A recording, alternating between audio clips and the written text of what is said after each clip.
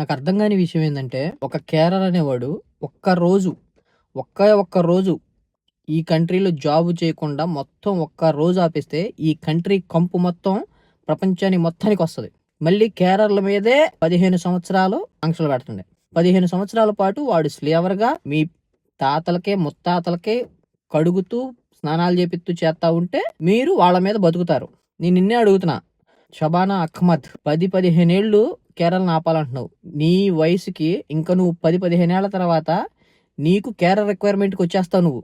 నువ్వు ఎవడికైతే రూల్ అగైనెస్ట్‌గా పెట్టావో వాడే నీకు కేర్ జాబ్ చేయాలి. నిన్నే చూసుకోవాలి. నీ పరిస్థితి ఆలోచించు. కేరళ స్ట్రైక్ చేస్తే ఒక నెలలో, వారాలో చేయవసరలా. ఈ దేశం మొత్తానికి ఒకే ఒక్క రోజు కేరళ కేర్ జాబ్ చేయకుండా ఆపేస్తే, ఈ దేశం మొత్తం కంపు కొట్టిపోద్ది.